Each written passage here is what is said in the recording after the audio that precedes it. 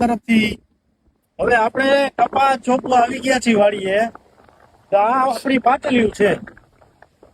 પાટલીયુંમાં આપણે વચમાં પારી થાય ને, વચમાં પારી એટલા માટે કરીએ છીએ આપણે કે આપણે જે ખાતર વાવ્યું હોય ને, રાપ મારતા હોય, રાપની પાછળ ડાંઠો રાખેલો હોય, એટલે ખાતર વચમાં ચા આપણું હોય ને, ચા આમાં જ પડ્યો રહીએ.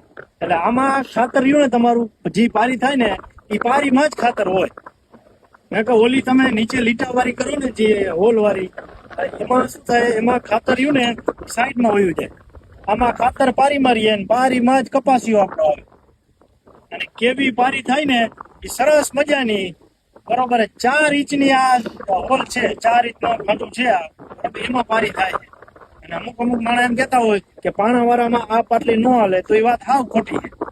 તમને લાઈવ બતાડી દઈશું, બરોબર કે આ પાણા વાળું જ પડવું છે, બરોબર. કેવી પારી થાય ને તમને બતાડી દઉં. અને કપાસિયા ચોપવાનું પણ ચાલુ છે. આપણે બબે થેલીના બિયારણ લઈ, 2 થેલી બદલી જાય ને, ઘર પાસે 2 થેલી બીજી, એક હરખું બિયારણ આપણે ક્યાંય વાવતા નથી. કારણ કે અત્યારે ડુપ્લિકેટ બિયારણ આવી જાય. આપણે શું સમજવાનું, 10 વીઘાનું એકને કહ્યું હોય ફેલ જાય શું કરવાનું, 2 થેલી જ વાવવાની, કાંઈ માથાકૂટ નહીં કરવાની. 150 થી 60 દિવસના વારું જ આપણે બિયારણ વાપરીએ. એમાં 35 થી 40 દિવસે ફ્લાવરિંગ આવે ને એવા જ બિયારણ આપણે લઈએ છીએ.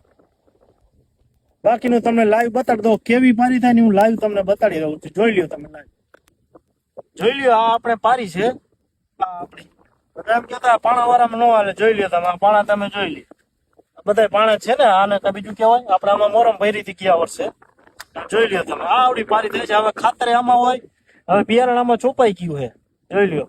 હવે થોડુંક પાણી તો છે નહીં, થોડો ઘણો વરસાદ થાય તો બિયારણ ફેલ જવાની શક્યતા પૂરેપૂરી. હવે અંબાલાલ પટેલ હવે કેવી આગાહી દે, કેવો વરસાદ થાય એ હવે ભગવાન જાણે. ભગવાનના ભરોસે મૂકી દીધું.